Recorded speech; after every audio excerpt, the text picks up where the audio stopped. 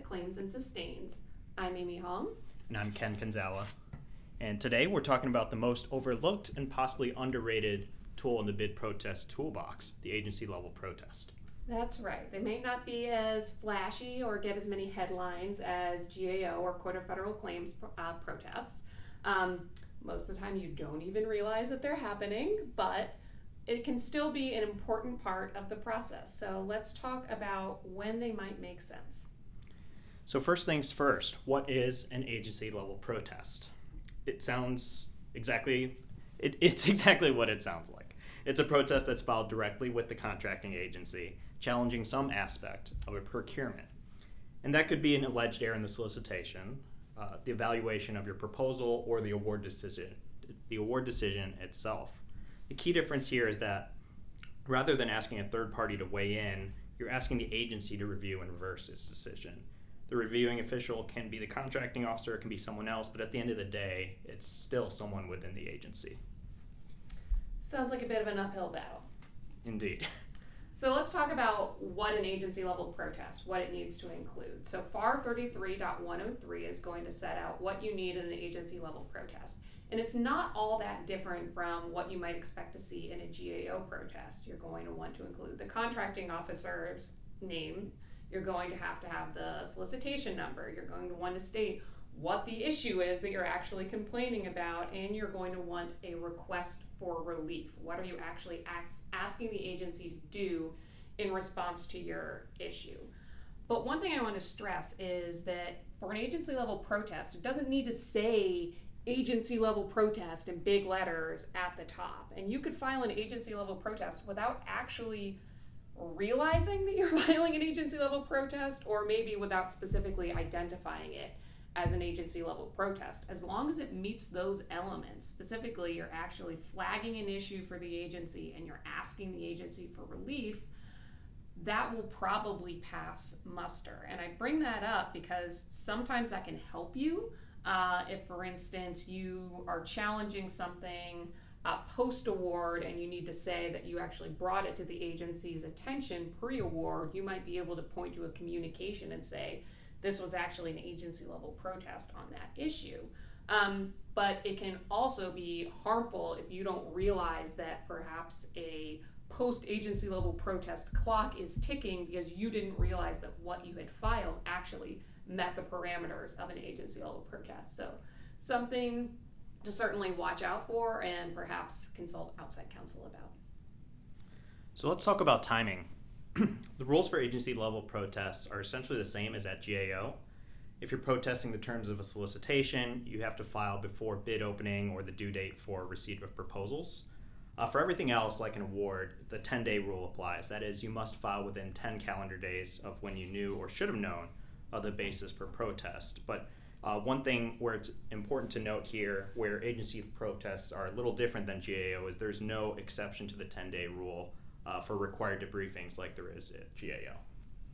Okay, and then that's a nice segue into the next topic, which a lot of people want to know about. It's probably the biggest thing you want to know when you're going to an agency level protest is whether you get a stay on performance or award if you're protesting at the agency level. And I think that this is actually kind of a misconception because you actually do get a stay under FAR 33.103. If you're bringing an agency level protest pre-award, the agency is required to stay the award of the contract. And if you're filing post-award and you do so timely, the agency is required to stay performance.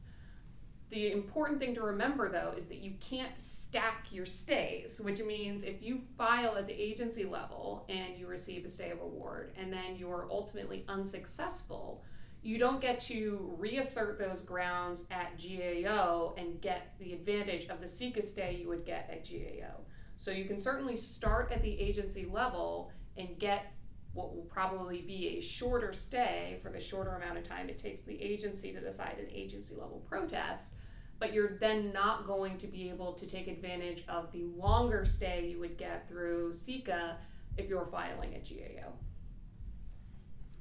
So next topic, when might a protester actually want to file at the agency level? There's a few strategic reasons. One Amy alluded to is speed. Agencies are supposed to resolve protest within 35 days. That's often faster than at GAO or the Court of Federal Claims. Another reason is cost. There's no filing fee, there's no formal briefing, and generally no need for outside counsel. A third is preservation of protest issues. If you're not ready to go all in at GAO or at the court, agency level protests give you a chance to flag issues early on in the process. I, for one, think there's always a reason to have outside counsel, Ken, but maybe we disagree. But another reason could just be that it's a simple fix. You know, maybe the agency has just made a mistake, and for whatever reason, you can't get them to pay attention to it through the Q&A process or more informal communications with the contracting officer. Sometimes an agency level protest is a way that you can resolve that issue with the agency without what can be seen as, you know, a more aggressive step of taking it to a third party like GAO or the court. So if you think that you have a kind of relatively simple fix, that might be another reason to start at the agency. Another common question: can you file an agency level protest of a task order award? The answer is no. Statute and regulations are clear that when challenging a task order, GAO is the sole venue. And even then, you can't protest all task orders, only those above the applicable thresholds. Can't go to the court, and as relevant here, can't go to the agency. Yeah, and I think this is another common misconception. We often get clients who come to us because, again, they might have a relatively simple fix. They don't think it's that big of an issue, but we have to tell them, if it's a task order, we can't actually take that to the agency. You can complain, and I mean that literally, it's called a complaint. You can file a complaint with the task order ombudsman if you have a task order, and that's sort of like filing an agency level protest. In fact, if you accidentally file an agency level protest in a task order procurement, they will sometimes just forward that on to that task order ombudsman for you. But you're not necessarily going to get the same protocols, and it's not going to be the same process as you would at an agency level protest. Okay, so I think for our final topic, we are going to address a hard truth, similar to the fact that my daughter this morning told me, "Why are you dressed like that? You look like a policeman." Another hard truth. With an agency level protest, you might lose. If you can believe it, Ken. Sometimes when you're talking to the agency and identifying a problem with its own work, they might disagree with you. Fortunately, there is a what comes next after an agency level protest. If you are unsuccessful in an agency level protest, you can take that same protest to GAO or the court. But here's where things can get pretty tricky. You have very specific timing obligations for when you need to bring that protest, particularly at GAO.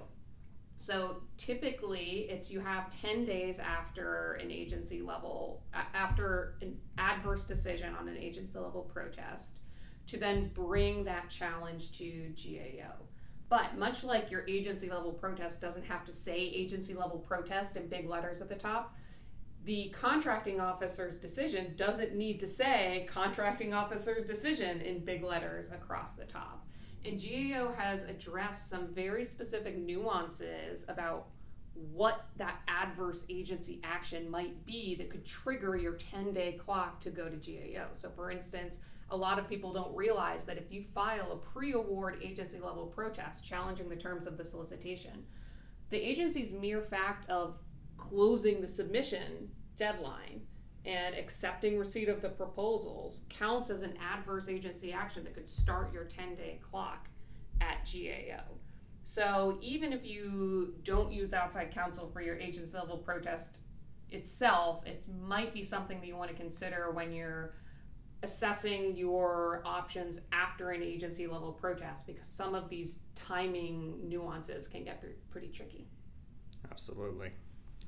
So to recap, agency level protests, they are fast, they are cheap, and they can be effective, but they're not for every situation.